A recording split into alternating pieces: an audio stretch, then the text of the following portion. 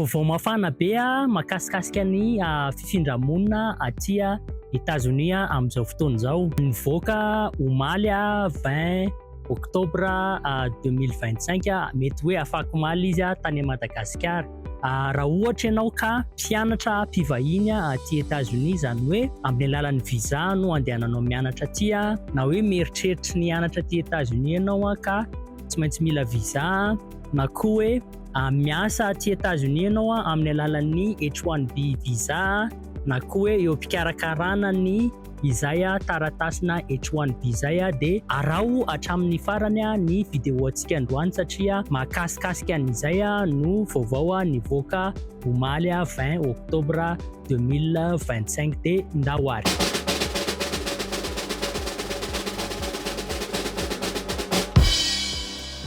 Ho an'izay mbola tsy mahalala ny H1B de visa anankiray omen'ny fanjakana Amerikanina zany ho an'ireo izay mikasa ny asa ara-dalàna aty États-Unis. Afaka angatahanao io visa io na any ivelan'ny États-Unis ianao na efa aty États-Unis. Io visa io de ilana sponsor na kompania anankiray. Tsy afaka mangataka ny visa io zany ianao raha tsy hoe efa misy orinasa na kompania amin'ny sponsor an'le visa. Ny ankamaroan'ny ankizy izay mandeha mianatra aty États-Unis de rehefa vita ny fianarany de mahazo fahazoan-dalana miasa zany de iny fahazoan-dalana miasa iny eo amin'ny herintaona ka hatramin'ny 3 taona eo arakaraka ny filiarana ataony zany.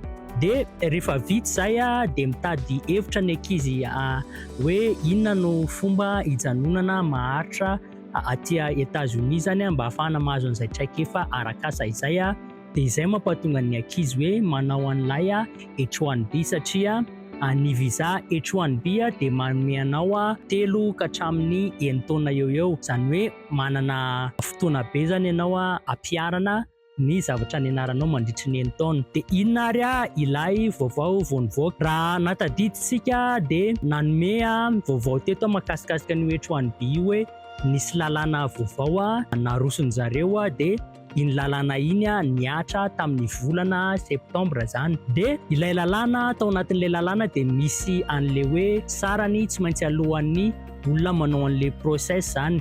De atray moa zany ny H1B de ny sarany foana fa tsy midangana be ohatran'ilay navoakan zareo tamin'ny volana septambra.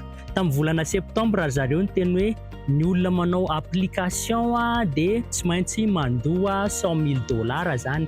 Ny application anankiray zany ny zareo hoe tokony ho $100,000.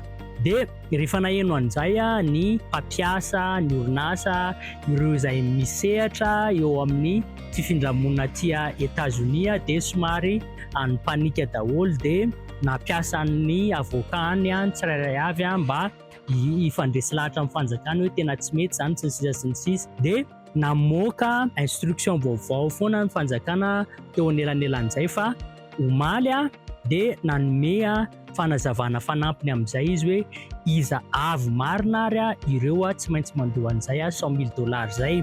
De ho antsika rehetrarehetra izay manao ny antsoina hoe adjustment of status na ajustement na statut, zany hoe ireo olona zay efa aty États-Unis amin'ny alalan'ny visa légal zany na io OPT fa ireo olona zay efa aty États-Unis zany na manavao aty États-Unis de tsy mandoa an'izay $100,000 zay. Fa raha ohatra ianao manao an'le processus manao an'le process any ivelan'ny États-Unis dia tsy maintsy mandoa an'izay $100,000 izay.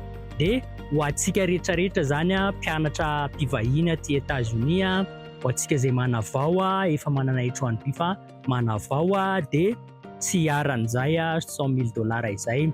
De izay lay vaovao androany.